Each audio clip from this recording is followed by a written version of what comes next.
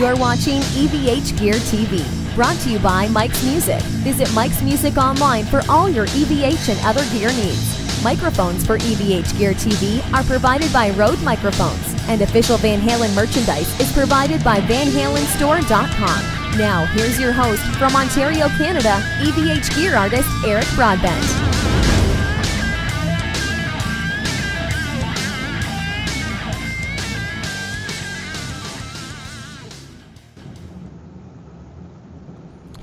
Happy Friday evening. Welcome to the weekend, everyone. EVH Gear TV. I'm live, and I am very excited this evening to have a very special guest, someone who's been a bit of a mentor to me as well, too, and just an all-around great dude. We got PixxyLixxx on the program. PixxyLixxx, how are you doing?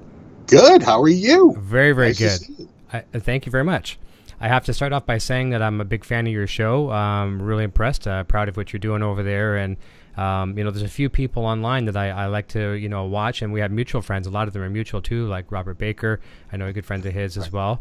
And, just it's nice to see, you're doing a lot of content, putting stuff out there on a regular basis and doing a great job. So first of all, kudos to you on that. Oh, thank you. Thank you so much. And you have a great channel as well. It's everything I love. EVH. Awesome. E, V, and H. all three favorite letters. That's right. I only have three favorite letters. They are E, V, and H. Right. Rock and roll. That's great. Well, yeah. I think we're going to get into some good... you and I come from the same school of rock, I think, and I feel. So I think we're going to have some good discussion tonight. I'll jump over very quickly before I get into the initial questions I have for you. Just say hi to the folks in the chat. Very quickly here, go through. Darren Moore is actually a very good friend of mine. He's one of the moderators here in the show.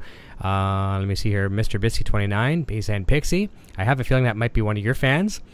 Mr. Bissy, know him well. All right, good. Awesome. BMT, what's up, dudes? Ron Padgett says, as Pixie would say, yo, what up, dudes? What's up, dudes? Yo, what up, dude? That's right. Yeah, Ron, he's a regular. Good. Nice. I love it. Seeing new faces. That's good. And hopefully, I'll work hard enough for you tonight to keep you coming back a little bit. So that'll be great. So thank you for coming on over. Ron Padgett says, oh, yeah, I said that. Technical 6-string double shot of Pixie this weekend. Yes, you're doing another one tomorrow night? I am. Tomorrow night, 7 p.m., my channel. Very, very nice. And the link is in the description below for people. I mean, I'm sure everyone has already subscribed, but your link is in my description down below as well, too. Let me see here. Cred Bar, how's it going, everyone? Let me see here. Go down to the bottom a little bit more. U.S. American... Krell Bar? Yeah. He's a regular. Very good. Nice. I should be wearing glasses, so if I get them close to being right, I'm happy. So no offense, please, if I pronounce your names wrong. U.S. American Mega Guitar says, hey, folks. And let me see here. Did I miss anyone else? Evil Steel says, very cool. J.D. Gonzalez. Ellis Cundiff. J.D. Gonzalez. Let me see. The Laws joining in. Top Pixie, that Kramer guitars is still a thing. That's what I'm hearing. Yep. That people are talking. Yes. I'm hearing the word. Someone actually has posted that's actually rumbled up in the last, I'd say 2 weeks, 3 weeks. Yes. I've got a good friend here that's of the show, and just a friend, period, and he's been a long-time Kramer player. And I won't say his name just because in case he's not. Oh, he's already said it online. So, but I still don't want to mention his name. But he said it's a real thing. He talked to the guys, and actually he's going to be endorsing the brand. But yeah, it's as real can be, I guess. I'm all for it. Kramer is an old brand that's near to my heart, and I'd love to see them continue forever. Yeah.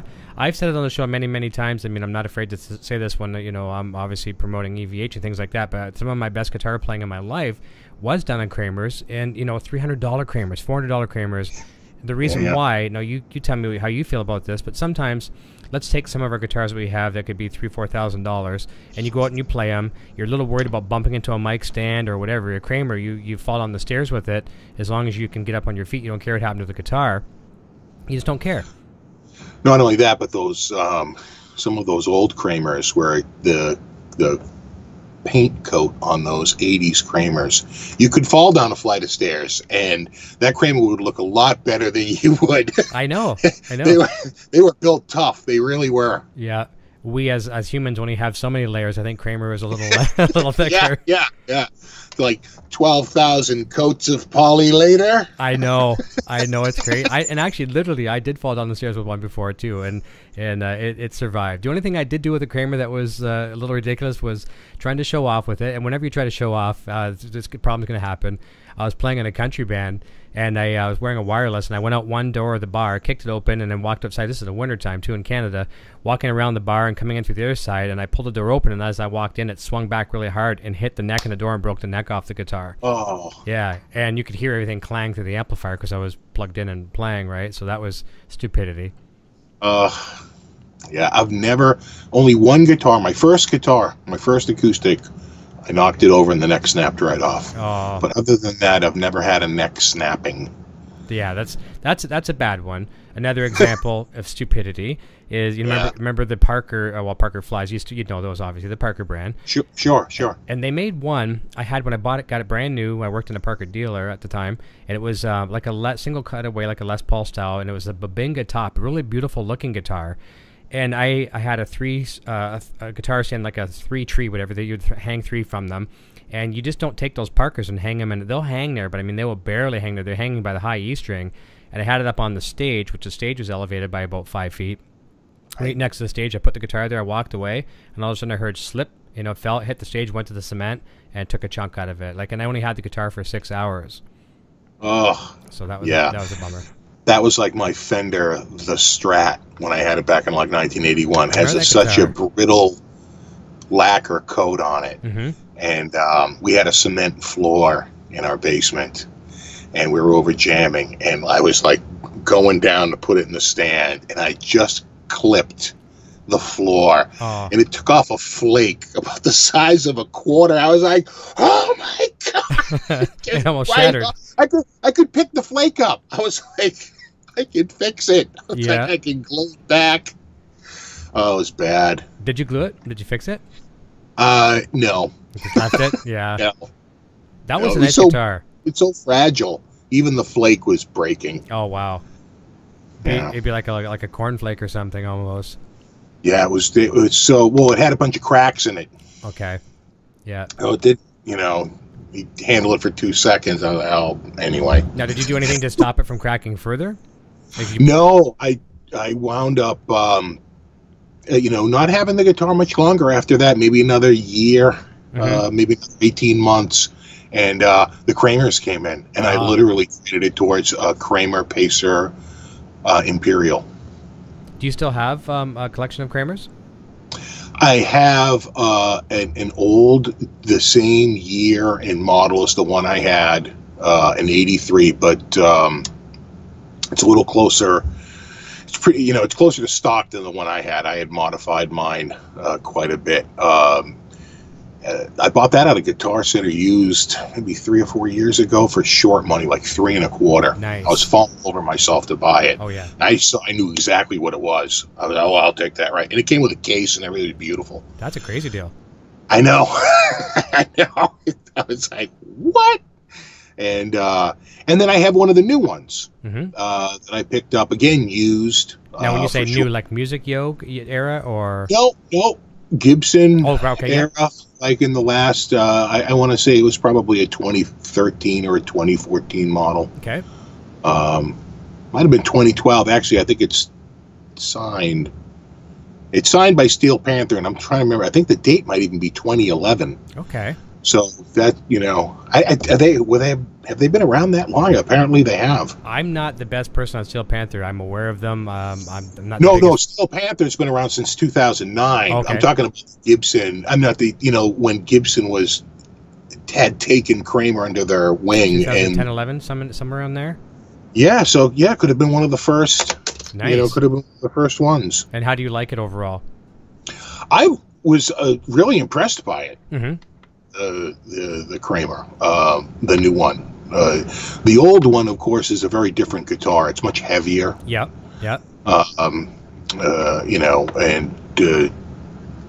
Very different feel of the neck. The new neck is, thinner, probably closer to more like a Charvel or an EVH, right? Yeah. It's pretty standard, like Fender C that everybody's using with a somewhat flatter neck, like a 12 radius, or something like 14 radius. I think it's a 12. You know, it's funny, back in those days, too, like in the original days of Kramer, you know, I had a bunch of different ones, everything from really cheap, like, you know, with the Floyd Rose 2. Remember that horrible tremolo? You still put it was terrible. Oh, I know. Yeah. I mean, horrible. But I mean, as a kid, you're like, I got a Floyd Rose, and, you know, and your friends didn't know, so you were the cool guy. But I remember one day, I've had so many ideas for inventions. My dad, he's probably rolling in his grave. He was like kind of an inventor, and he always came up with good ideas, and he would act on them. I would always come up with good, I thought were good ideas and never act on them. So I had this idea to invent a wireless guitar, like wireless packs were out.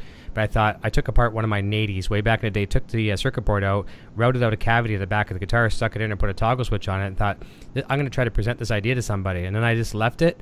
Nothing. And 2 years later, looking at Guitar Magazine, get a Kramer guitar with a wireless pack built into it. Right. You know, I'm like, oh man, in like a Homer Simpson dough moment, you know. You know what you see once in a while is like the Ripley. Yes. You remember the? Oh, I sure do. Yeah. That's one to have in the collection. I know, because it's so odd.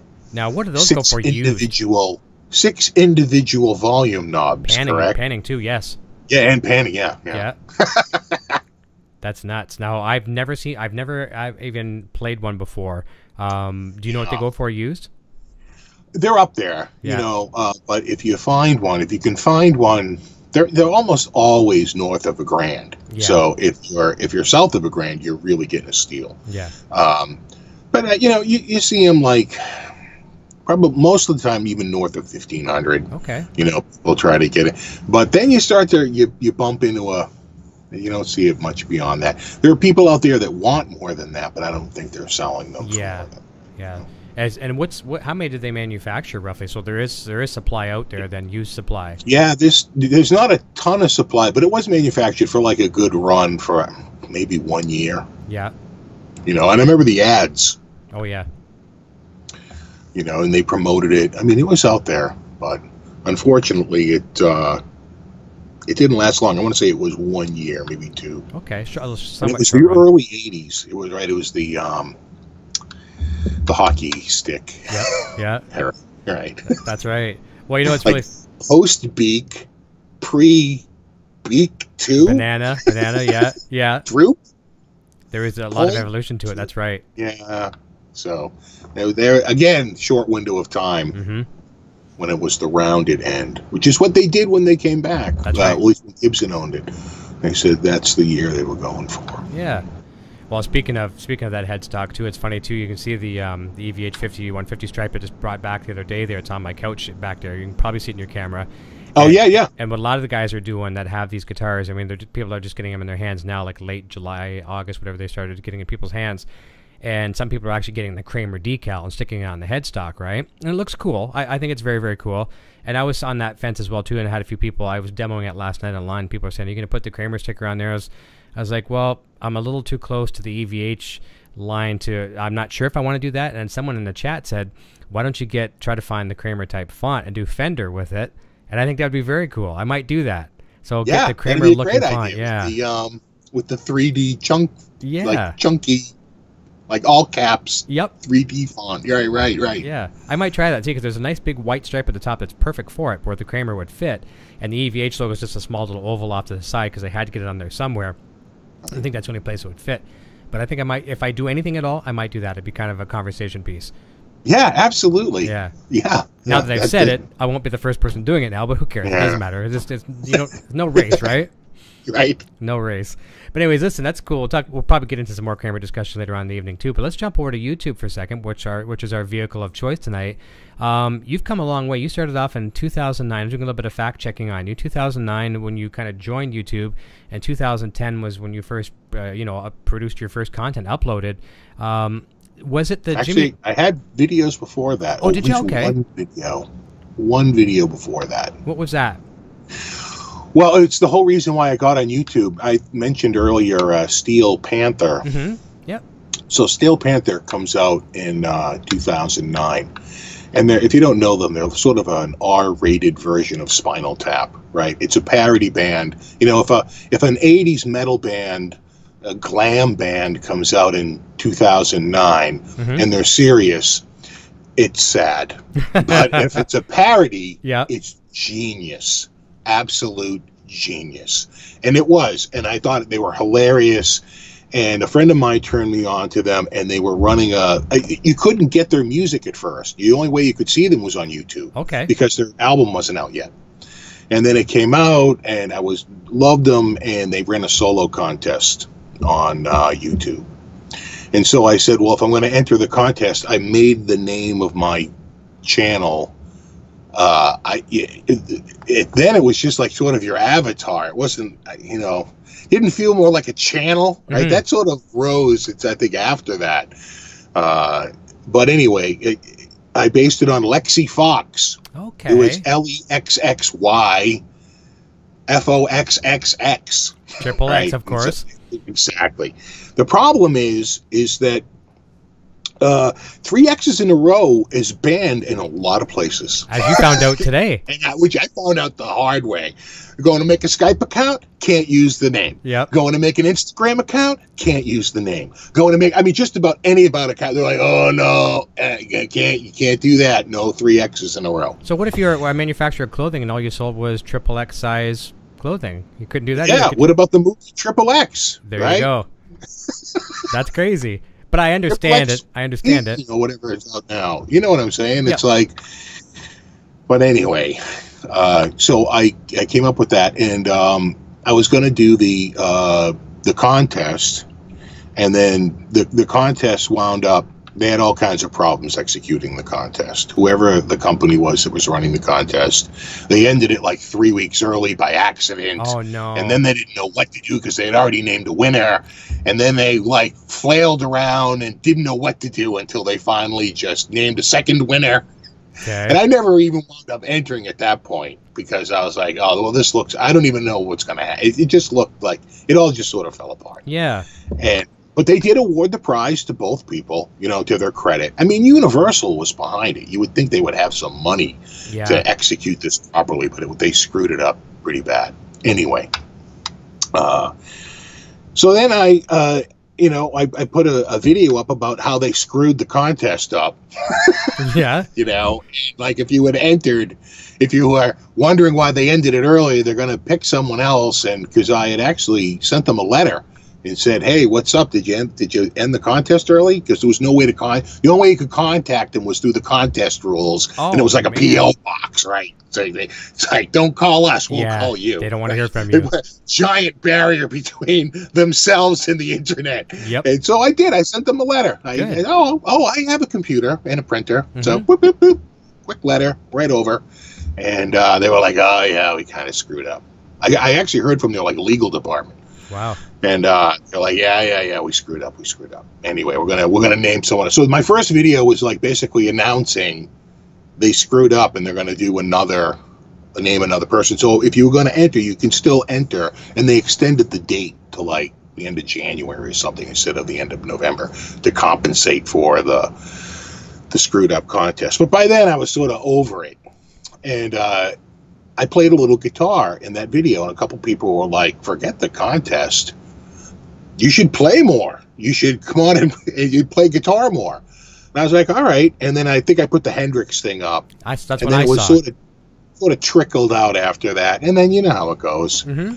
You put a few more up and a few more up, and then after a while it becomes a thing, and then you become a slave to it. I know. Yeah, it's like a slavery that's kind of enjoyable sometimes, most times, Yeah. I hear you. Then it clutches you around the neck and strangles you. It does. But you know what? And I think you'll That's a agree with me joke. on this. I know what you mean. And I think this is, I'm almost sure you're going to agree with me on this. But it's just when sometimes you hate it because, the good things that come from it are beautiful. And when I say the good things, when people send you a message either through YouTube or Facebook or Twitter or any kind of entity there is, just, hey man, thank you so much. That was really helpful. It made me play guitar today. Or I bought that pedal because of you. And then you're just almost like, you think about all those hours you spent behind the camera and then you're cursing at it. And then someone sends you something like that. To me, that makes it worth it with one person saying that. Yeah. Well, twice I got notes that were really moving. Nice. Like extremely moving. Yep. Like how, I'm going to just kind of, you don't have to tell me, but I can imagine because I've gotten a couple too where people are like, my family is struggling and it provides an outlet for us and, Yeah, something like that. They were, they were well written and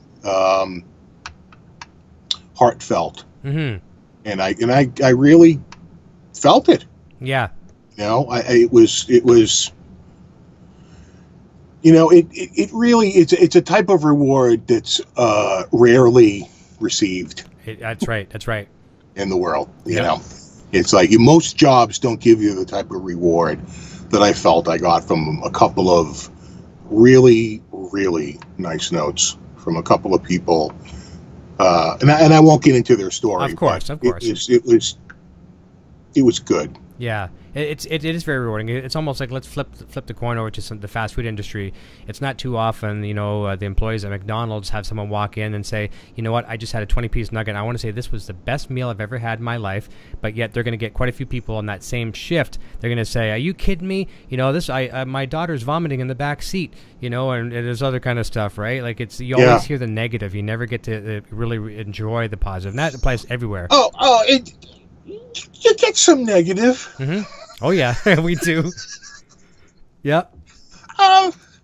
There's no shortage in negative, but that's okay. It's actually a very tiny percentage. It is versus what it is. It really is. Yep. It's like if you're being honest, you'd really have to focus on the negative to make it bigger than what it really is. Because if you statistically looked at it, it really is a very tiny percentage. Most of the time, it's overwhelmingly positive. That's right. A little blip on the radar in most cases.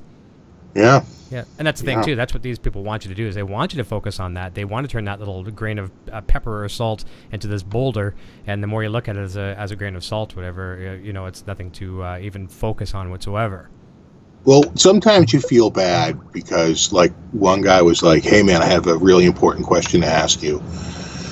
And I didn't get back to him, and he was like, oh, and then sometime he was like, hey, man, I just need like a couple of minutes. And it's like through Facebook, and I felt bad, and I just hadn't got back. And then he goes like, well, apparently, like, you're too busy for your fans and all this stuff. And I wrote him back. I said, dude, I'm really sorry, but it's the summer. It's been crazy. You know, I got the kids. It might have been the end of the year. Anyway, what's up? What do you think of PRS guitars? Oh, boy. And that's what was so urgent that you had to get to him right away. And I was like, they're great. Yeah, that's it. Let it go. They're great. Oh, man. You know, it's funny, too. Sometimes you'll someone will say something, say, hey, you got a second? You're like, yeah, sure. And then you wait a second, all of a sudden, it's a whole Word doc is pasted. And you're just like, oh, man. You asked me if I had a second. You know, I didn't need a table of contents for the message, you know? I try to answer when I can. Me too, right away. But some people are like, oh, thanks so much for answering. I really appreciate it. You might get a follow-up. Yep. But I had one guy like follow-up, then there was another follow-up. And then he was like, do you think you could record a couple of examples for me? I was like, yeah, I don't think so. No. I'm officially front out. That's right. That's right. You know what I try to do? I kill two birds with one stone. I hate to use that analogy. I have no offensive. I'm not trying to kill birds. I'm not trying to say that. I'm just trying to use a bad cliche here, I guess. But sometimes somebody will say something similar to me. They'll say, can you record this for me and show me what it sounds like, whatever. I'll say, I really can't. I'm doing a live show, a live jam on Wednesday. I'll grab that pedal, and throughout the show, I'll just plug it in and I'll play for you, too. And then they can hear it. They're happy. It gives me content I can share, too. So it's a win-win I look at. So I try to multitask. Sure. Yeah. That's awesome. I'll jump back with a chat for a quick second. We're going to come back and talk. Yeah. So I can't tell them I can't see the chat. No problem at all. No problem. We're on a different system. No problem. One of your big fans, one of our friends here too, Quentin James. He's a big fan of yours. I like Quentin. Yeah. He's a longtime fan. Good guy. He's a good player too. He's a good player. Scott MacArthur says, hey, everyone. Let me see here. J.D. Gonzalez says, hi. I thought he was from Venezuela. He says, hi, everybody from Venezuela. What's up, dude? Ron Paget saying, hey, hey. Lyle Catcham, Good Friday, Eric, Lix, Ivy, and all who are here. Steve Hicks from the west coast of my country, Canada, says, hey, Eric. He's a real big supporter, and I know he'll love you as well, too. He's probably already a subscriber. Scott MacArthur says, Eric Poison Ivy, I sent you... Poison Ivy, in case you're wondering, that's my better half here. I sent you a cool pic via Facebook Messenger, and today I have the cool guitar that you guys might like to show on the show. I did get it. I won't be able to show it on the show today because I didn't save it, but it was a very cool... You've seen this guitar before. I'm not sure if it was a Kramer or what it was, but with the fair warning motif on it. Is that with the circles? No, it's No. it's actually literally the cover bombs? of. No, like you remember the fist fights on the Fair Warning cover, where they're right, punching right, the kid. right, And right. it was that famous yeah. painting by Kurlek or whatever that. He was actually a Canadian painter who painted that painting that they adopted for the album cover. I think Kurlek is the name. But anyways, yeah, it's a Fair Warning looking guitar. I always wanted to get one of those. That's my favorite record. Right. Yeah. So he sent me that through Facebook. I just didn't get a chance to save it and put it on the show, but I will. Awesome. So thank you, Scott. I did get that. Let me see here. Scroll a little bit more. Garrett J. Peters says, "Hey, Pix." Hey, Garrett. What's up, buddy? Garrett is an amazing player. Nice. I'll have to subscribe to his channel. He's quite the shredder. Right, and I assume he has a channel, obviously. He does. He just hit like 30,000 subs, I think. Good for you. I hope he did. Yeah. If he just hit 20,000, then that looks terrible. So I really hope he just hit 30. Yeah. You want to hear an embarrassing moment? I was talking to Robert Baker one time before he came on. We're chatting, like we did a few Skype calls, whatever, and I was like, "Yeah, man, you're doing pretty good. Aren't you like right around like 50,000, whatever?" And at the time, he had just hit like 80,000, and then I was like, "Oh, I didn't mean it bad, because I certainly didn't. I just wasn't aware, right?" Oh, that's much better than when someone says, "Hey, you have like 80,000 subscribers," and you're like, "No, it's like 50." Yeah, I know. You're like, "Oh." Sorry. I know. I'm still clawing away. I'm looking forward to a little milestone tonight, and I could just put it in my rearview mirror. I was sitting at 34.99, and I'm not saying 34,000. I'm talking 3,000. But I just want to put someone just pushed me over that little hump, and then I'll shut up for a day, But I've only been doing this for about a year and a half, so it's slow but true. I think I sent my 100th and my 1,000th both messages, and said, "Thanks." That's very cool. Like when you were starting out, like I'm doing right now too, was there a lot of times where you get some of this good feedback and the growth and things like that? Did you ever ask yourself, "I don't get it, why is this happening?" Like, did you ever feel that? No, I don't. I think that I had some friends who were doing really well, so I think I was always sort of chasing them. Okay. And they were always ahead of me, and some still are.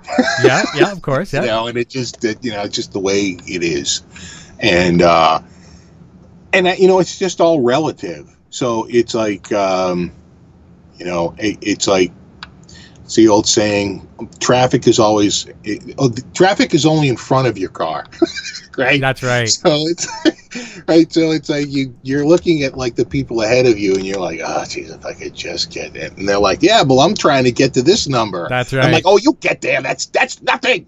That's nothing. We're trying to get to this one," but you get there. That's right. It's just a matter of time. The thing is that you've got to just keep producing content, and I go up and down on that. I was more of a lull, but I just updated my camera to a new 4K camera, and that really got me going because the picture quality on it is so much better than my old camera.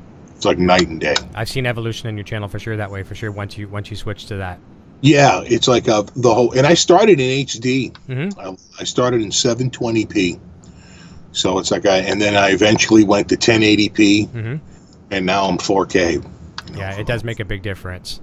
Yeah. And I would say the image quality on the 4K, just besides the resolution, just like the dynamic range, the color reproduction, it's the gamut, everything about it is just so much better than when I edit it. I'm like, wow, this really looks good. It looks so much, much better than. And I don't even color grade or anything like that. It's it's a lot of time. That's right. The less steps you can take to get stuff out there is number one, you have to have a life too. So the YouTube show is not the life; it's a life for some people. But you have family, you have things outside of that. So the more steps you can take to time save is great. Like I know myself for the longest time. Like, see, our channels are different. We're actually complete mirror images of one another because you do more produced content and then you do like monthly live things where I do a monthly live. Yeah, and I do weekly live with a few monthly produced videos. But when I do those produced ones, like I'm preaching to the choir here, but I'll spend anywhere between a few hours to a few days on a video. and you get them up there, and then you don't even want to see the videos anymore. Like it's that much of a pain. But I came from the PC environment where I was editing everything in Adobe Premiere, and I love the Adobe suite. Don't get me wrong, love it to death, and I still use it for everything else other than video editing. And Premiere is a big one. But switching over to the Mac, I'm running Final Cut.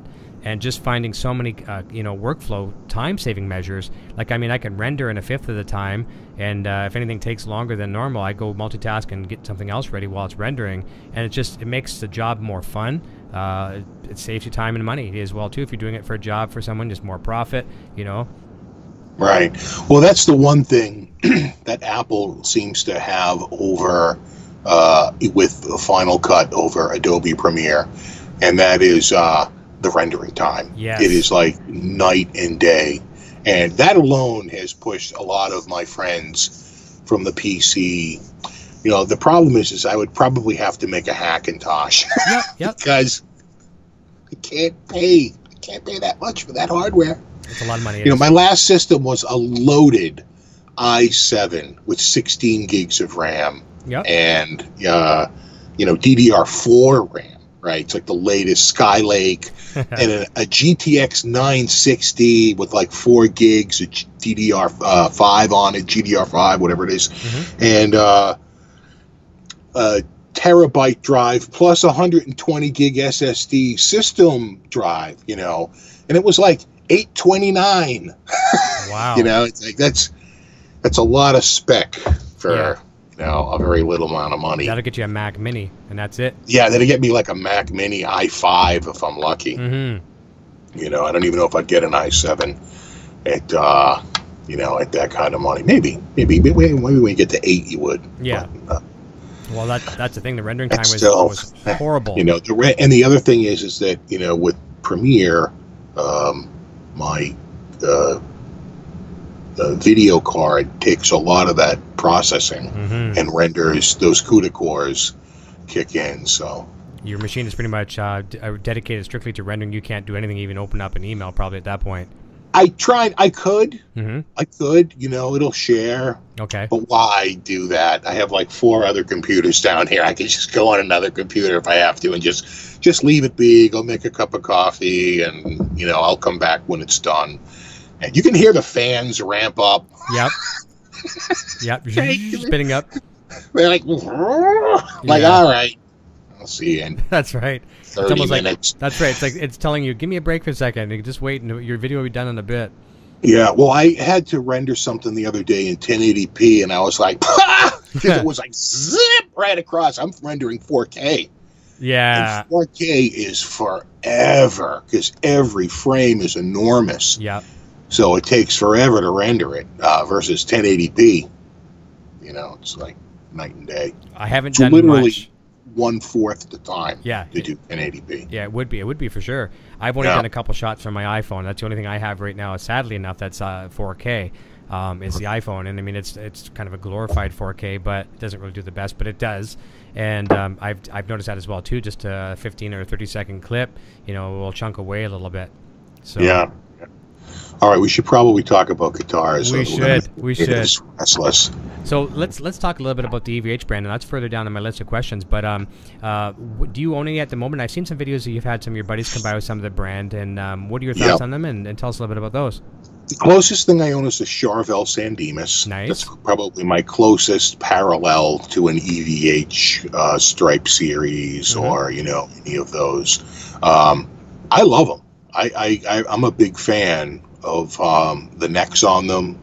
They're very similar to my Charvel, and then it has a matte finish. It's like a modern C style, with a flatter fingerboard on the front.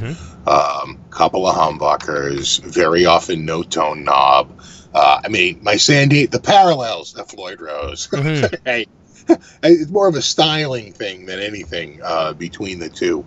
And I'm big fans of their quality. I really think that Charvel and EVH and Fender, for that matter, I'm a big Fender fan and have been my whole life. I'd say Fender and Ibanez are my 2 biggest brands, but I'm a fan of everything in the Fender line pretty much. And EVH, they came out of nowhere. Yep. and just really with the amps and the guitars, and it's been I think like I'm just looking on behind you over there. That nice flame top one. I know that's from the headstock. Is that is that an older? That's a PV one. Yeah. That'd be 97, 98. Yeah. But that body style that they do now, like with the Stealth series and all that, I love it. Yeah. I'm a big fan. And I like that he did ebony for a little bit. I know. I love that. Yeah. It's nice. He had never done it before. I mean, it was literally like the subject of a whole video. Eddie goes to ebony. That's right. They're like, what? And he was hooked on it. He was hooked on it. What world am I living in? Yeah, if it's not maple, even just going to rosewood was kind of like, what the heck is going on here then to ebony? Right. Yeah. No, any movie makes, the whole world goes, what? Exactly. But I think it was a great move, though, too, because, obviously he was working with Kramer for quite some time, spending some time, a little bit of time at each place, spend some time with Music Man, and then everyone's going to have their opinion with Ernie Ball and stuff like that, and all these brands are going to say, well, the Music Man was the best, the PV was the best, this one's the best. But I think it was great that he finally said, enough is enough. Instead of just going to another company slapping his name on a product with their logo on it, he, sure, they're manufacturing, but I like the fact that it's his brand now, and it's genius. I mean, it's a credible brand, too, with multiple selections from amplifiers to guitars to accessories. Yeah, and his little lunchbox amp there was a big hit. Yeah, I've got a couple of them back there, too. You can probably see them there. Oh, yeah, there they are. Yeah. I've got the first gen and the second gen. And to be honest with you, they're my favorite amps, and I had to plug in the big brother of it because it wasn't getting any love. The small wattage amps, everyone's going small wattage amps these days, and they're the hot ticket. They're beautiful. 15 watts, cut them down to 4 watts, whatever, with a low power switch, and they're great. Yeah, and for most people, they want to get that high gain sound, but they don't want to, blast the room out.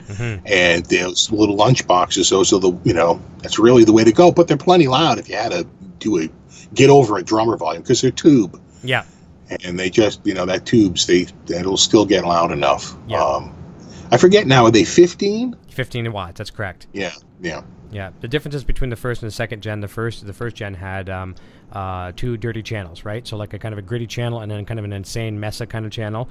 And then now with the new version, everyone was screaming for a clean channel. So it's got a beautiful Fender-esque, I've always liked, whenever I'm referring to clean, I always say a spongy Fender tone. And of course, it's a Fender amp. So a nice spongy clean and a really good dirty channel. But the thing I liked about it the most, and a lot of people could think I'm crazy about it, but I still do it anyways, and people are accepting it now. I like to run a dirty pedal into the clean channel on that, and it seems like an oxymoron. You've got an EVH amp, why do you want to run a pedal? But it takes pedals beautifully, whether it's the MXR 5150 or the Pinnacle, anything like that. You just have to hear it and try it, at least try it once, and it's gonna be very hard to turn off the distortion pedal and use the amp's distortion.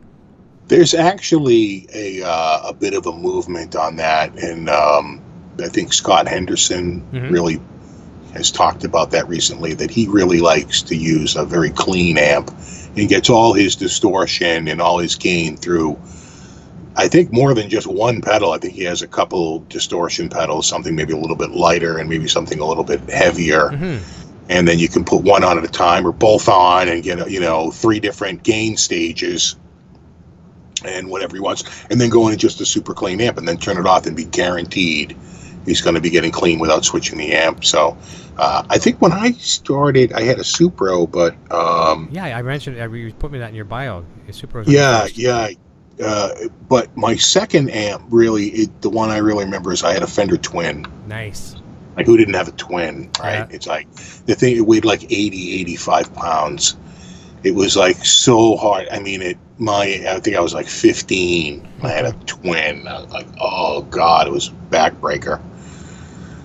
But it sounded good with an MXR Distortion Plus in front of it. I'm pretty sure that's what I had. You know what? That was a great pedal. That's something I haven't talked about in a while, but that was a beautiful Randy Rhoads in a box. Yeah, the MXR Distortion Plus. A friend of mine had a Fender Bassman with the 410s. He'd come over with his Bassman and an MXR Distortion Plus, and I had mine. And I had a Shure Vocal Master. Okay. Tube PA system. Nice. with these big columns, Mm-hmm. and we would mic the amps up. And I remember people would come over and say, "This is the most ridiculous setup I've ever seen. Why would you put a microphone in front of an amp?" Yeah. I'd say, "Well, check this out," and we'd be playing, and I'd turn the PA off, and they'd go, "That sounds terrible. Put that back on again." Yeah. I'm like, "I'm telling you, it sounds really good when you go through all the speakers and you sort of fill the room." We were miking our own amps at like age 15.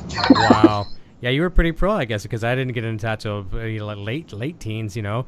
And having a PA system, I mean, it was always good because one of the guys in the band would, you know, his dad owned a music store, so we were always getting free rentals and stuff like that. So that was pretty cool. Always had decent PA systems that way, but I never owned anything myself till I was, you know, in my late teens.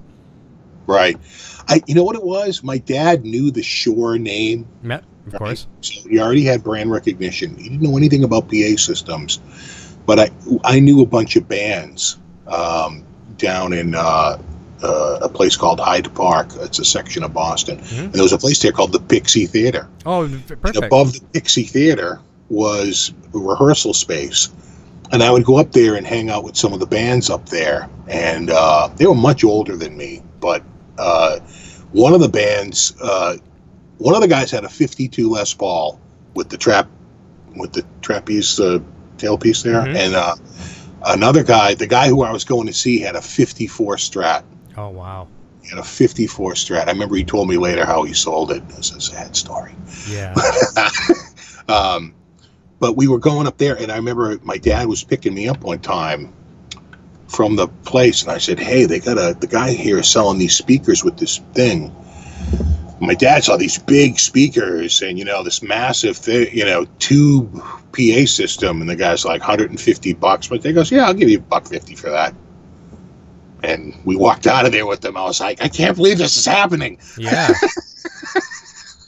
Now that would have that'd be a series of 8-inch speakers in those tall columns or something like that. Yeah. I think it was maybe 8s and 10s. Yeah. Or 6s and 8s. Yeah.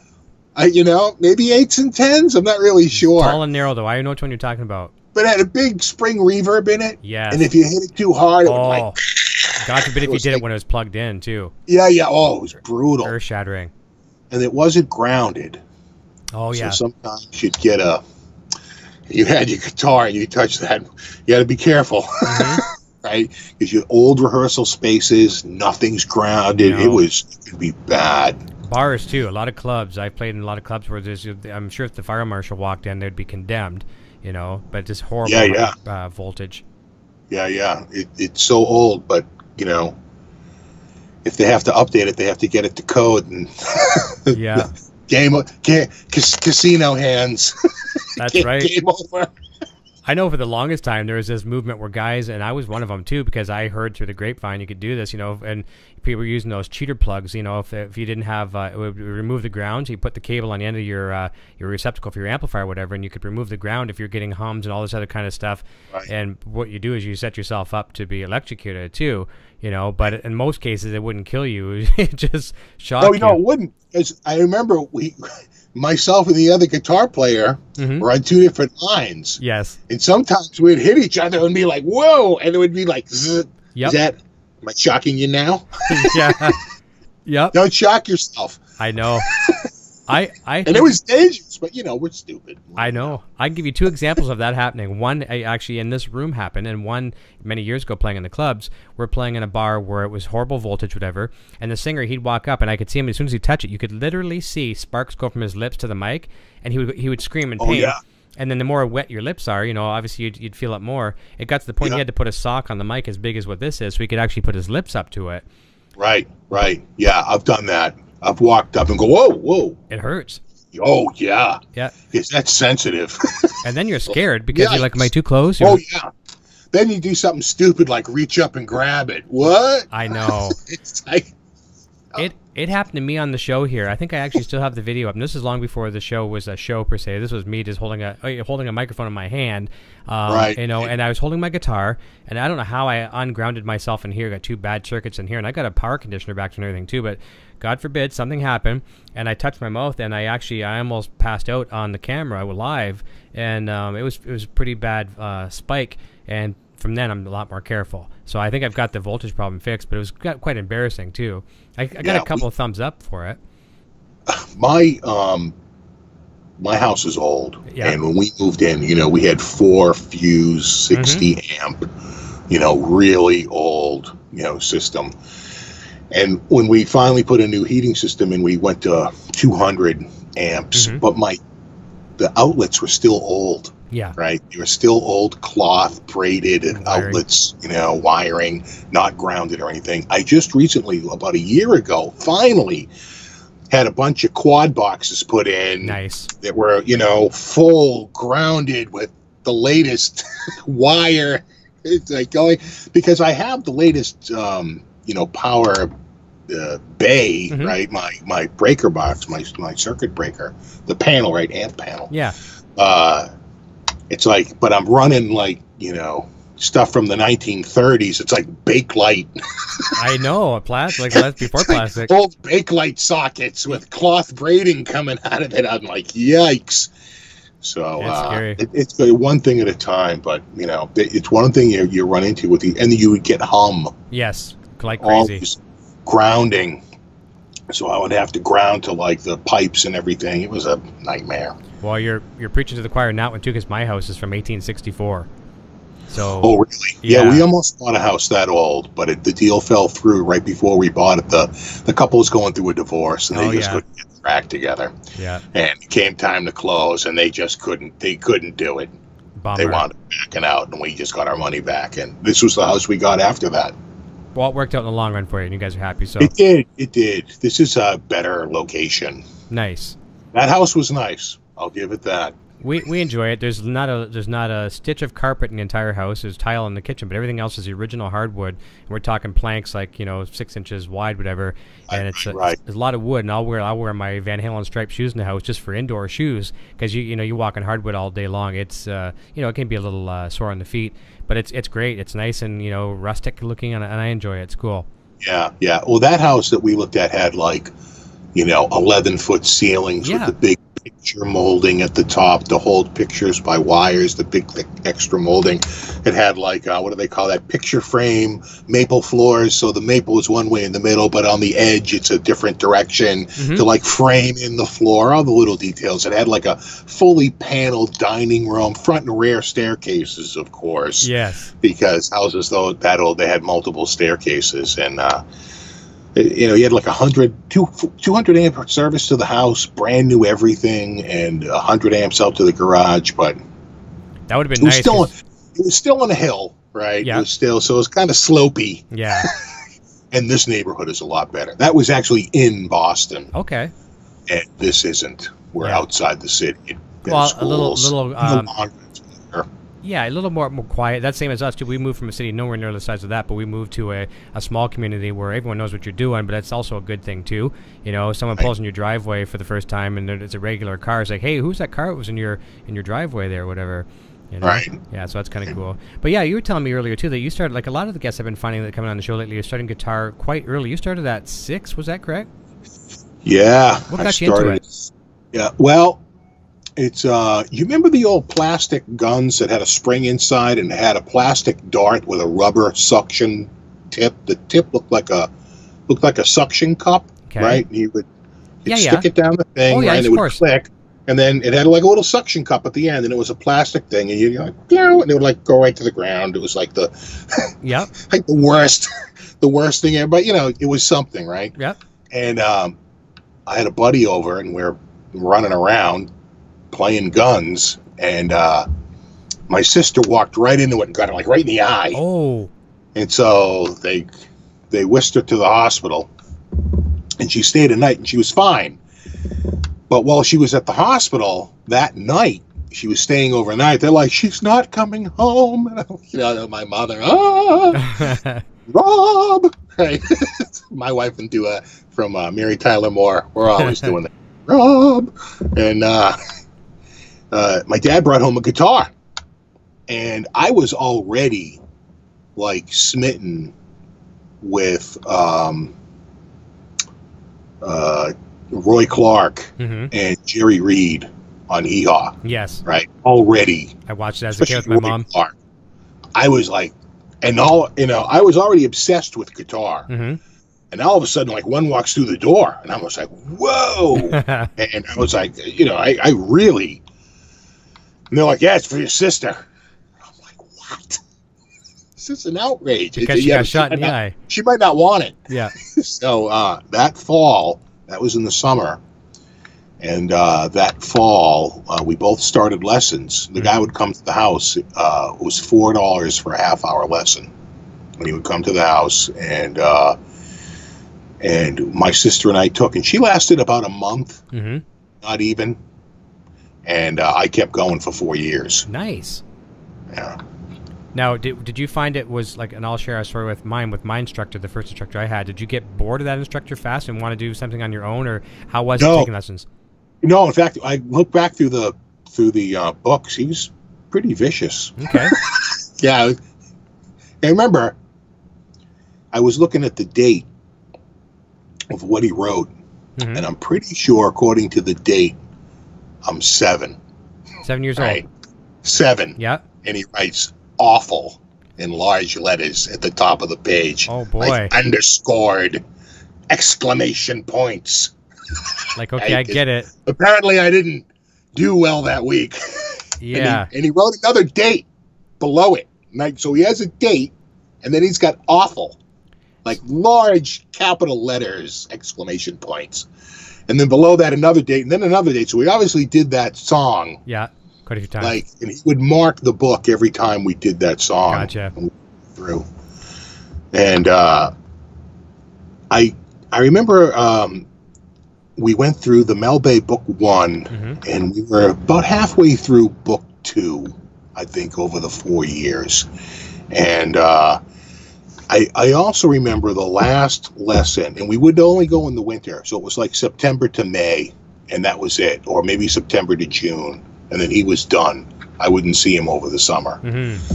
But I remember the very last lesson we had, and by this time I have an electric guitar, you know, an Aria ES335. Remember those? Yep. Yeah. And he showed me basically, you know, sort of like the boogie style Johnny B. Good changes, you know, 1, 5, and E. Yep. Might have been A. Might have been A. And man, I was blown away. Yeah. And my mother said, she was like, you practiced more that week than all prior 4 years combined. Well, probably because it suddenly became fun for you. Yeah, right. I was like way into it, you know? And when he came back that week, he was stunned. He was like, wow, you really did great. You know, we were like jamming, and he was doing the stuff. My parents couldn't believe it. He was like, all right, see ya. It's the last lesson for the summer. And he never came back. Wow. Wow. He set you free and you flew. He set me free. He was like, all right. And I think that maybe he was just tired of teaching or whatever, but he never came back in the fall.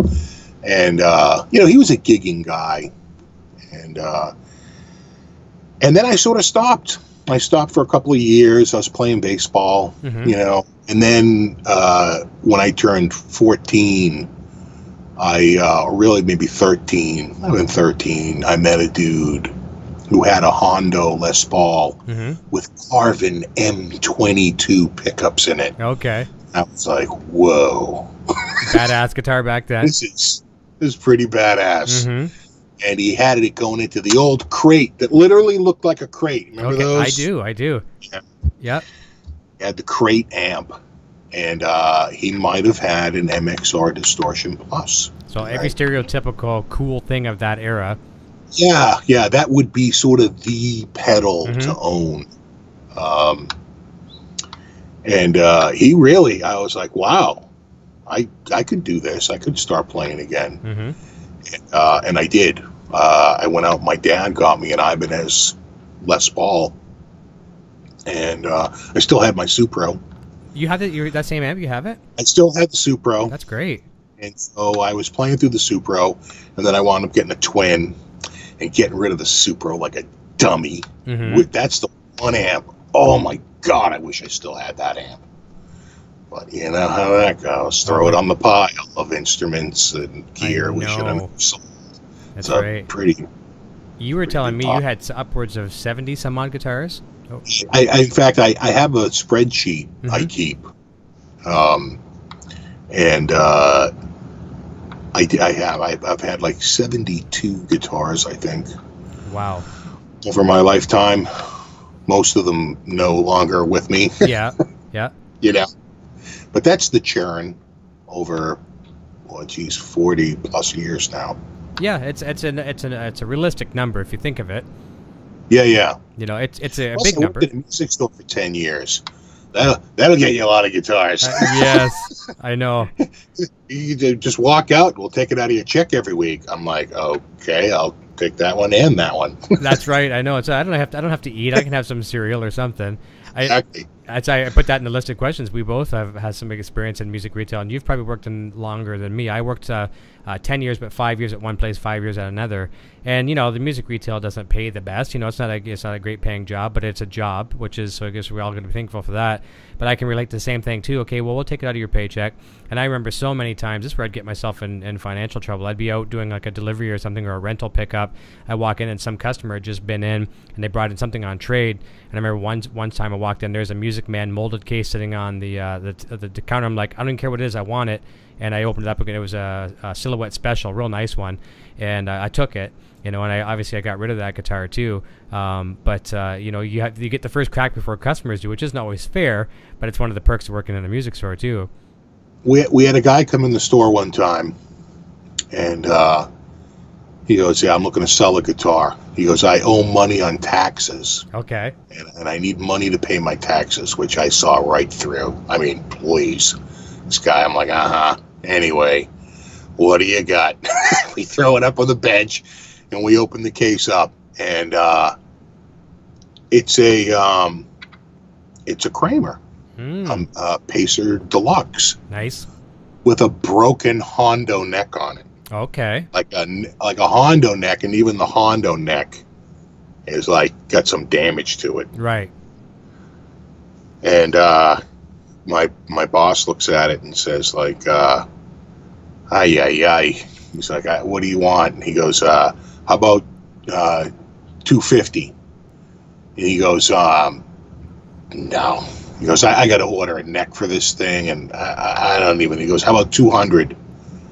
He goes, I don't know. So, he's negotiating with him. The phone rings. Yeah. It's my boss's wife. Okay. And he goes over, and I go, hey, it's your wife. He goes over and gets on the phone, and I go back to the dude, and I said, dude, I wish I had some money. I'd give it to you. I probably would give you $200 for it, but all I pulled out, I had a $50 bill, which is odd.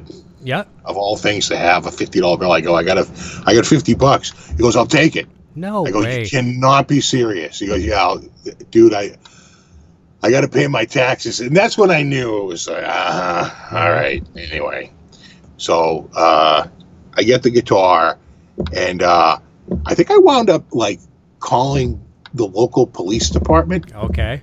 When we got it in. Yeah. And just let them know we took a guitar in on a low trade. Mm-hmm. And if they get a report of the guitar stolen, we'll hold on to it for a while. And we never heard from them. And though, admittedly, it was in the 80s. So who knows how stuff was communicated back then. I don't know.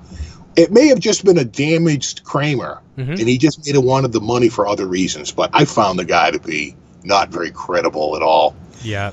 So I get the guitar, and my boss gets off the phone. He walks over. He goes, "Did you buy it?" I go, "Yeah." He goes, $200. I go, $50. He goes, $50. He freaks out.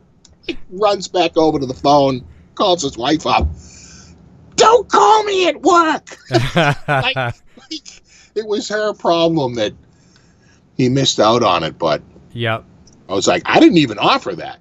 Exactly. That's all I got into my name right now. I wasn't even suggesting $50 for it. Yeah. That was probably my best score out of there. I ordered a neck. Yeah. Which took 3 months to come in from Kramer. Yeah. But you got it. I wanted a maple neck for it. No, rosewood. I got a rosewood neck for it. And by then it was the beak. Mm-hmm. Yes. And I want to say the neck was $125 or $130. Okay. And it doesn't come with anything. I had to put, everything over on it, tuners and everything.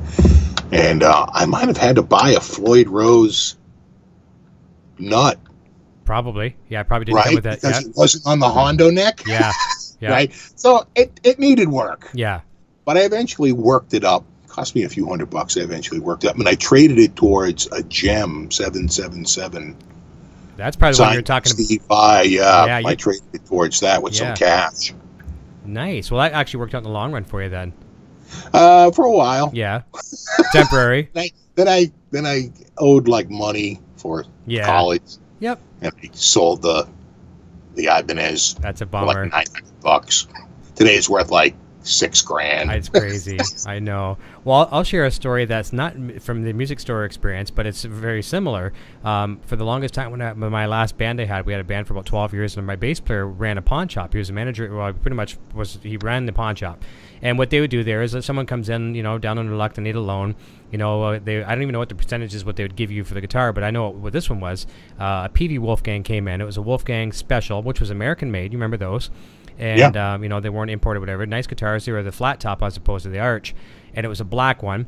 And the guy kept getting a loan on the guitar, and then he'd come in for a loan extension. And the way it worked at this guy's pawn shop, after if you defaulted on your loan and didn't come in to claim your whatever your thing was, you'd get 30 days, and then after that 30 days, it would go to the floor and they would sell it. He only had $80 in it. That's all the loan was. And I kept saying to the guy, to my buddy, the bass player, I said, did the guy come in and claim his guitar? He goes, yeah, he extended it. And I'm like, and I'm kind of like hoping for this guy's misfortune almost. But at the same time, and I almost felt like one day putting like detour signs that the roads are closed on the last day of the month, so he couldn't get in to claim his guitar. And my buddy called me one day. He says, hey, the guy is 45 days defunct on his loan. Do you want the guitar? I'm like, yeah. I said, yeah. He goes, how much? Or I said, how much? He says, $80.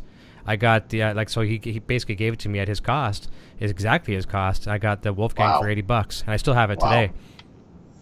Yeah, that's amazing. Pawn shops before the internet, you could really do well in a pawn shop. After the internet came out, the pawn shop guys now they know because then they could figure out what things really went for. Yeah, but I remember in the '80s, a buddy of mine was going to Berkeley, and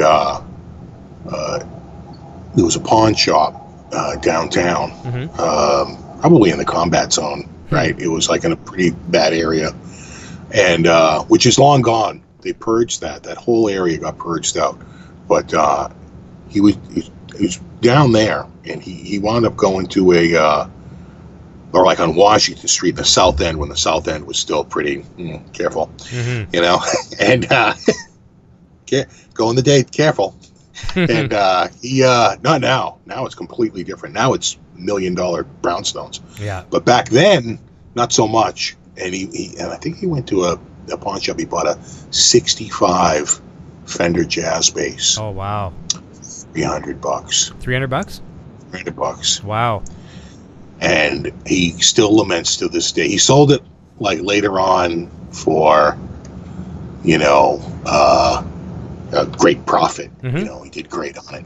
$800-900 or $1,000. He had switched to modulus graphite with the graphite neck, and he's like, I'm modern. I don't need this vintage old thing. I'm not. And every day he's like, God, it's the big regret of my life. Yeah, get rid of that bass. He's still. Every time I talk to him, he's like, I should have never got rid of that. I'm like, we all have one. Yep. We all have one, or 10. That's right. A lot of times we trade for things, because we don't have the money at the time, so we trade down. That's because you go to the music stores, you never get. It's very rare that you get a straight trade unless they're really benefiting. I've said the story before too, where I've taken a guitar in and traded for a higher end microphone, and it was definitely in the favor of the music store. But if it worked out for you and you're happy, they're happy, I guess it was the right deal at the time. I used to beg people not to trade in. Yeah. I used to tell them, I say, guy, dude, you're being impatient here. These guys don't care about you. Yeah. All they care about is making money off of you. I said, now your guitar can't pay the light or the heat in this place or our salaries. So they're going to give you 50, maybe 40% of what they think they're going to put it up for. They need a big cushion so they can drop it real fast and get some money cash flow to come through. That's right. I said, you're going to take a beating on this. I go, you go to the want ad. See, today it'd be Craigslist. Yep. I'd say go to Craigslist. But back then I'd say go to the want advertiser. You could put an ad in. This guitar's going nowhere. It's a brand new guitar sitting on a shelf. It's going nowhere. Mm-hmm. You know, I said, throw it up there. You'll probably sell it in like 2 weeks, you know, maybe 3 weeks. And you'll make a sale. I don't want to go through that. I just want to do it right now. I'll be like, all right, this isn't. And I used to say, my line was, trade-ins are quick and easy, but never painless. Yeah, that's right. That's a good one. That's a good analogy. You're gonna feel some pain. Agreed. Some big time pain. And you can't blame people, because you and I have been on that same side of the fence before too. We want something right now, and it's like it's going to sell. Just like when people want to sell a car or trade a car, same thing with cars.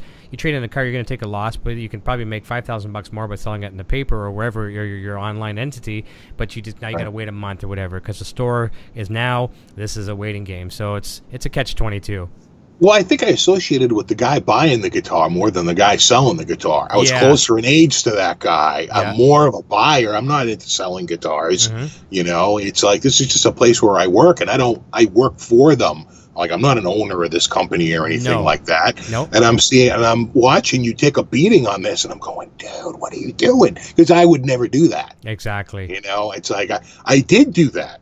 I did do that when I bought my Kramer and I traded in my Fender the Strat. Oh, the beating I took.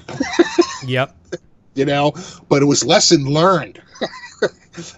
I got beat once, and that was it. When I sold the Gem, I think I sold it for $900. That's about, on the used market, if you wanted to turn it around, that was actually right around fair market price at the time. I know the guy, he bought it like 4 or 5 years later. He paid like $1,500. Yeah. So, although it was a loss to you, like a regrettable loss, it was, at the time, financially, it was sound. Oh, yeah. I probably, because I think I had about $300 or $400 into the Kramer, and I think I matched it with another $300 or $400. I probably had $700 or $800 max, in the guitar. Max. Yeah, you certainly can't complain. And yeah. I had this conversation with Mike up at Mike's Music the other day. That's what my show sponsor here as well too. And we were talking about the same exact conversation about being fair on the deal. Like when kids or adults come in, they want to trade something in, and sometimes you'll get the guy that wants to come in. He's got a $1,000 guitar, and he wants to trade it for a little multi-effects pedal that's $450. He'll say, "No, look, kid, you're getting ripped off here. Like, you shouldn't do that." And then he says he would flip it the other side of the coin too, where someone comes in and they got a $500 guitar and they put a couple upgrades in it. And it's like, well, look, man, I want $1,200 for this guitar. And he's no, look, that guitar by itself is only worth $400. Yeah, and just like with upgrades, like just like a car, you put some mag rims on your thing. Sure, it looks prettier, but it's not really going to do much more for the trade-in value. It really isn't. Yeah, it really isn't. It's like, in the same with like your house, right? Certain upgrades, you'll see that money back in the sale, but a lot of upgrades you just don't. Right? No. You're just sinking money in because that's the way you like it, but it doesn't really translate into more money. Yeah. It's certainly not a $1 value or anything like that. No. But yeah, you see it on Craigslist, right? You'll see people, and it seems like somebody who bought a guitar brand new, went to a shop and paid a lot of money to have updated. Maybe they bought a Fender Mexican and they wanted to put like American pickups in it, or Seymour Duncan or something like that. Yep. Maybe they upgrade the tuners to Spurzels, and they put a little bit of money in. They upgrade the nut. They do all this stuff, and it's expensive because of all that labor involved. Yep. And they're trying to recoup that money, and I'm just like, because there's so many guitar players out there that can just do that work themselves.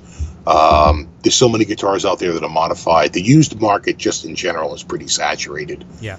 There's a lot more guitars than there are guitar players. That's for sure. That's true. I tell a lot of people too, especially with the EVH brand, a lot of the guys will buy, and myself included too. You get some of the entry level guitars, like the standards and things like that too, and you'll upgrade the Floyd Rose. We'll put a lot of the Futone products in there and upgrade it.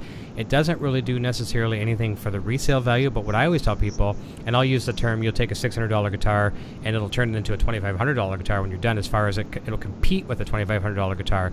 I don't necessarily mean you're going to be able to sell it for $2,500. It just means you put it aside one of those guitars. Hold on to your parts. Yeah. Pull them off. Put your old parts back in. Yep. And part out those parts you bought, and you will do much, much better Yep. than if you try. They're worth more separate. Stratosphere, if anything is taught us, we've learned one thing from the existence of Stratosphere, is that parting out guitars pays. Yes. And you will get much more money, a lot more money, for those brand name parts, that pickup set. You know, I mean, obviously you're not pulling the nut out. No. But the tuners, if you haven't destroyed the headstock in your transformation, assuming there's no damage done and it's an easy convert back, it's probably in your financial interest to convert it back. Now, if you've got to go pay somebody to swap that all out because you don't know how to do it yourself, that's a different story. That's a different story. Yeah, same thing with a car. A lot of people, if they're smart about it, they put a really, really cool stereo system in. I mean, most cars come with good stereos now, but if you put one in, save your old stereo, you know, you might leave the wiring in there, but yank that stereo out, put the other one back in, take it to the dealer and trade it in, and you got a stereo sitting there either to sell or put in your new car. Boy, we are of the generation that can remember. Yes. I used to radio installation. I did it. High-end radio installation Alpine, for cars. Car radio installation places. We probably sold pagers. I didn't sell pagers, but I'm from the pager generation. I'm trying to explain what pagers are to my little boy. And he's what's a pager? Yeah. Well, it didn't actually call. It just told you someone did call. That's right. And you had to run to a payphone. What's a payphone? What's a payphone? Yeah. Yeah. Nowadays, you walk the poor guy's walking on the street with a pager, and you see someone talking on their cell phone. Can I borrow your phone? I have to call someone from my pager here. You know what I mean? Yeah. It's embarrassing. Well, listen, question for you. Obviously, I feel so bad for not asking an EVH question. We're on an EVH talk show. When did you discover Eddie Van Halen, and really, how did it impact you? I love hearing how everyone reacts different to this. I discovered Van Halen before I discovered Eddie Van Halen. Okay, great. Yep. So I remember, and I can distinctly remember, we had just moved into a new house, and it was a fall, and some kids came by with a big boom box, right? The giant boom boxes. Yep, had them. And he had Running with the Devil.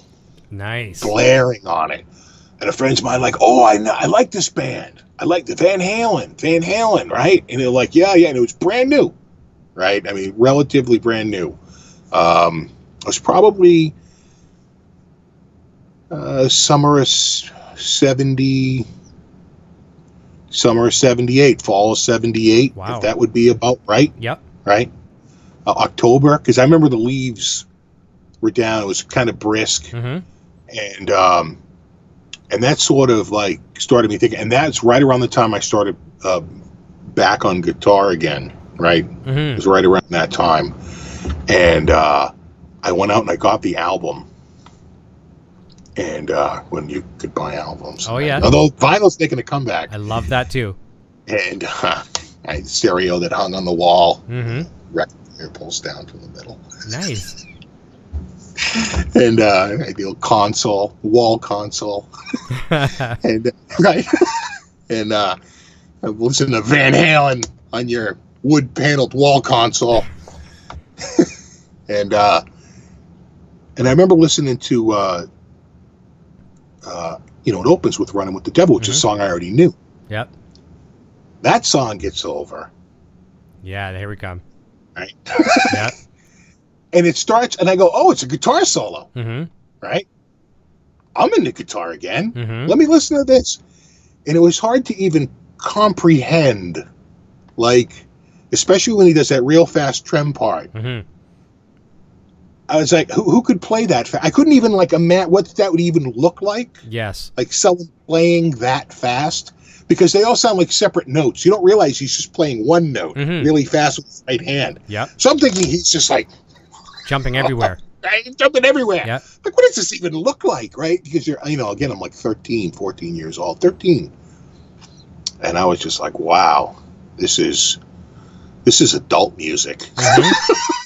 This grown-up stuff, right? Then it went into, you really got me a song I already knew because I was a fan of the Kinks. Right? One for the Road was just around that time, maybe a year or two later. But Lola was always a huge song, and they always had a few hits on the radio. And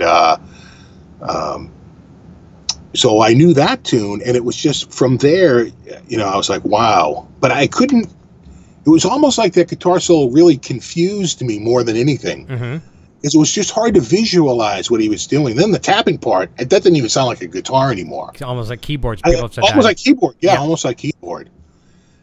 And yeah, I was like blown away. And then as it goes on, it wasn't too long after that. It was a while. Van Halen 1 had already been out, so it probably was 79. Okay. Because Van Halen 2 came out. And I remember all the buzz about Van Halen 2. And I don't think I ran out and got it. And then Women and Children First came out, and then that was it. It was game over. I mean, I was like, this is, oh my God. You know, when we first heard, what were the two big singles off there? It was Cradle Will Rock. That's how I discovered them. Yeah, and Everybody Wants Some. Yeah, that was, right. Yeah, right. So it's probably like April, May of 1980. And yeah, I remember that. I mean, they were going to play my high school.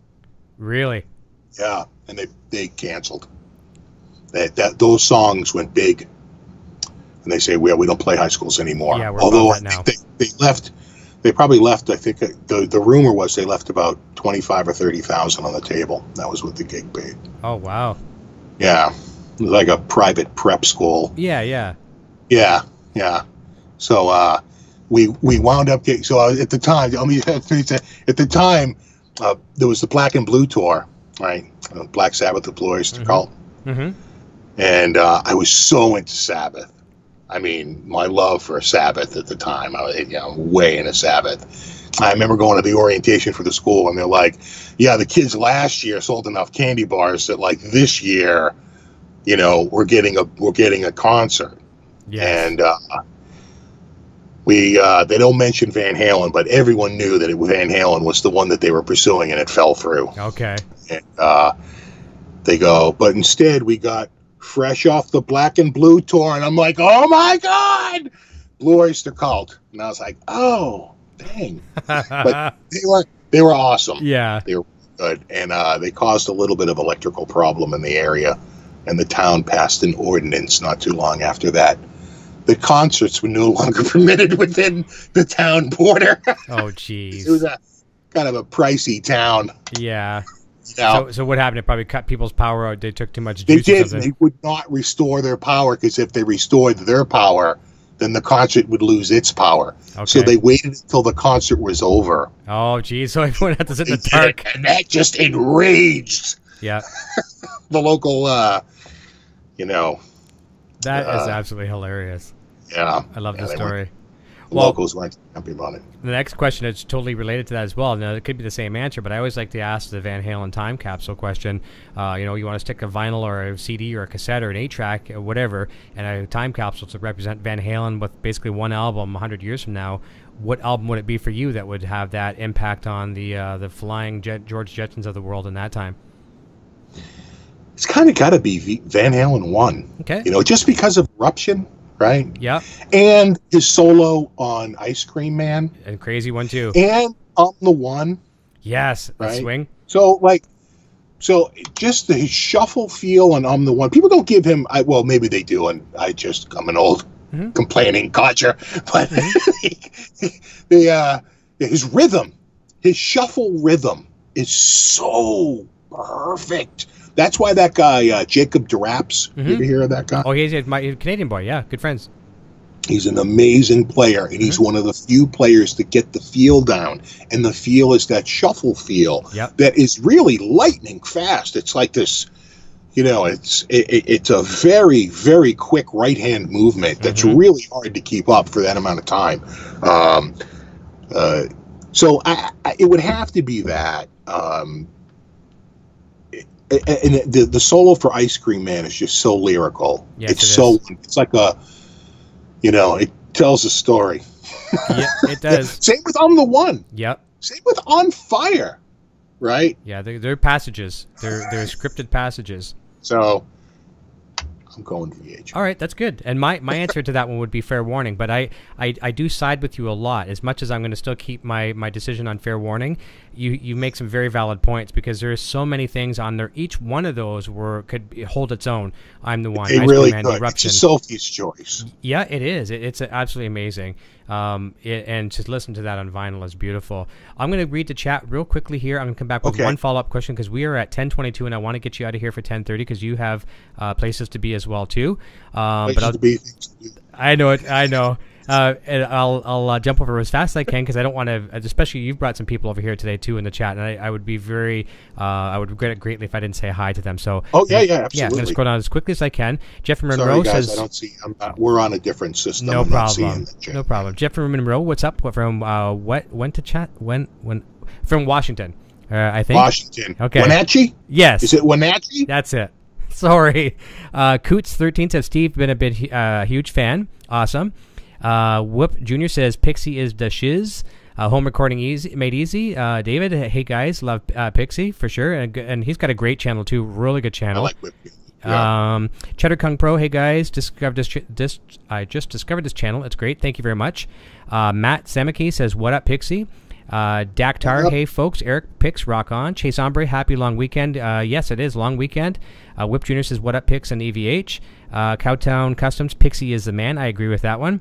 Neil Bastarash says, like, subscribe, dudes. Armando's Guitar says, hello, Eric. Gregory Lutz says, B.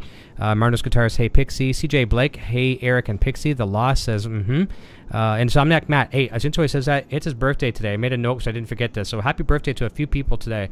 One being Insomniac Matt, a really, really good friend of mine, Sean Salas, who works at Fender EVH in Charvel. Jackson builds the guitars that many of you own, and his VCSS on a hang tag, he built that guitar for you. And Daniel Lovett Horn.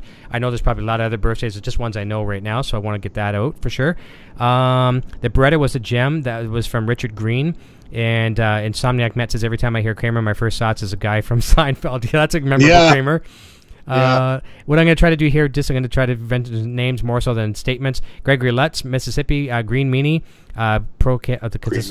Says my Pro Pacer Custom 2 cost me $1K. What is a 300 Kramer like? Yeah, true. 48 Diamond, Scott McCarthy, Tactical 6-string.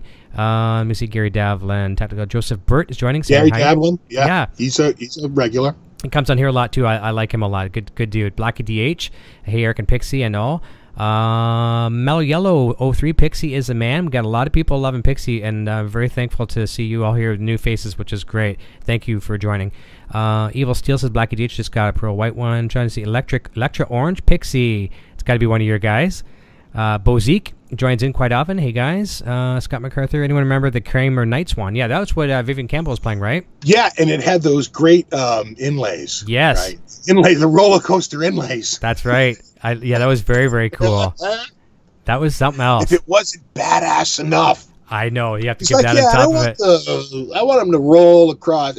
First, I need lightning. Let's put some lightning on this, and let's make the inlays roll across the It's crazy. Board. It's like, okay, we could have just stopped right about here. It would have been really awesome. Yeah, that's pretty cool. Billy Shelton's jumping in. Whip Jr. Plydus 340. Nemtal's joining. Don Smith, Credbar. I said it wrong. And Darren Moore is talking about Steel Panther. He loves Steel Panther. He's met them, got autographs, all that kind of cool stuff. Fan of the Panther. Yeah. Nick D'Angelo's jumping in. Brick Breaker. Good to see you. There's a stellar on eBay named Robump selling Chipson striped 5150s. Okay. Oh, it's the Gibson basically version of them. Okay, cool. And Vinny Romano says, hello, PixxyLixxx, you rock. He's one of our regulars here, and he loves you too. Jared Frost jumps in and says, boom, good evening, fellas. And Jared also, he got the 5150 striped here before I did, so he's been doing some nice demos online with that one. I think we're just about done. 48 Diamond. Let me see anyone else I might have missed. Turkatox says hola, and I always say these names wrong. Broken Chains is joining us.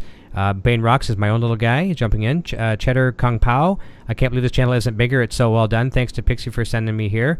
Thank you. So thank you very much for joining. And it's slow and steady. There's no race. We're just trying to plug away each week.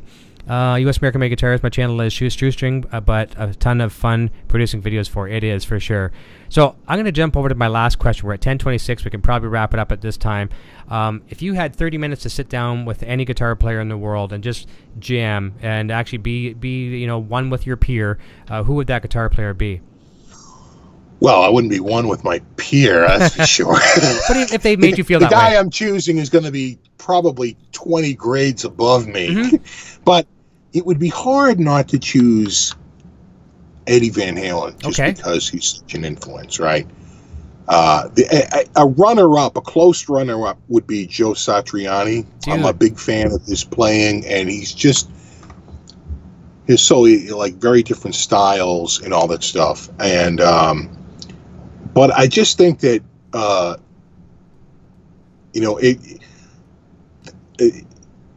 it's got to be Ed. It kind of does. And I'm not saying that just because you're EVH Gear TV. I don't know. I mean, my love for Van Halen is well documented, right? It's like it really could be Tony Iommi. Yep. As well, because Iommi was a huge influence back in those early years. Sadly, we don't have Randy Rhoads, another huge influence. Stevie Ray Vaughan, another huge influence.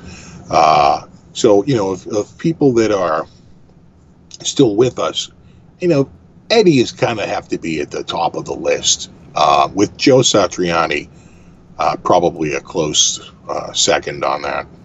I'm really glad you said that, because I feel like I felt a connection to you with some of our upbringings, and we come from the same school basically, so I had a real connection to you with those kind of things. But my answers were exactly 100% the same. Number one would be Eddie Van Halen, of course. But number two is Joe Satriani. He's my second favorite guitar player in the world. He's one of those guys where I think he can improv till the cows come home, and one of the best improv players out there, and can shred like the best of them. But he can, just amazing. So yeah. I saw him on the Surfing with the Alien tour. He played the Channel in Boston, which is a club in Boston, and I remember, that's at a time when the main act takes the stage at 12:30, and they play till 2 a.m. and then they boot you out. Yeah, yeah. Then they clear the whole room. That's right. That's insane. Out. So, it's a late night, but it was awesome. Stu Ham on bass. Amazing, Stu. Yeah. I love Stu. Awesome. Yeah. Well, good answer on that for sure. I'm going to let you go in a second. We're at 10:29. I want to get you going there. But great answers for sure. And I have to say something. I just opened up YouTube. I usually don't have anything going on in the background when I'm doing this. I like to have my computer's running lean. Opened up my YouTube channel, and I'm going to credit no one other than you and your good people for this. I said at the start of the show, I was at 3,499 subscribers, and because of you and your good people, you blew me past at 3,512. So wow. Thank you. Nice. I'm. You know what? I can live with that all day long, and it comes. I only credit people where it comes from. It comes from you. So thank you for that. Oh no, I think you run a great channel, man. Thank you. I really dig it. I really dig it. I appreciate it. I'm going to be in for the long haul, and I'm one of those guys that's patient. You don't ask for greatness overnight. And I keep having fun, having good people like you on the show. I learn from you. We learn from your friends here in the chat. They learn from us, and it's a big 360 of fun for sure.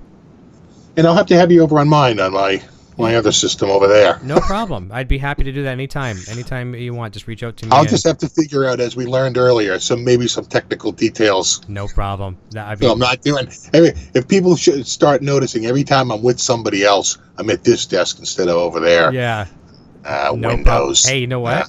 Yeah, that's a conversation for a whole new show. Edging on Windows. Yeah, really. For sure. Well, listen, I'm going to turn it over to the little man here in a second. He's going to tell us what his name is and what he's playing, and I'm going to say goodbye to you off the air. So we'll do that. So thank you, everyone. Have a fantastic week. Hopefully Pixxy and I were your warm-up band for the weekend, and Pixxy is live tomorrow. What time tomorrow? 7 p.m. Thanks for hanging out tonight, guys. I had a lot of fun. Sorry I couldn't see your comments, but I will see them tomorrow night at my show at 7 p.m. Eastern Daylight Time, where I will have a working guitar and all that. Awesome. Over the other side. I hope to see you there, man. That's going to be good. I'll be over there and I'll say hi to you as well, too. That's going to be great. I look forward to it. Absolutely. Okay. I'm going to just hang with me for about 15 seconds, and I'll say goodbye to you. Thanks, everyone. Have a great weekend. We'll see you real soon. Cheers. Hey, my name is Eric, and I'm playing the Frankenstrat guitar. Video production services provided by Design 39 Media. Visit design39media.com for all your website, photography, and video production needs.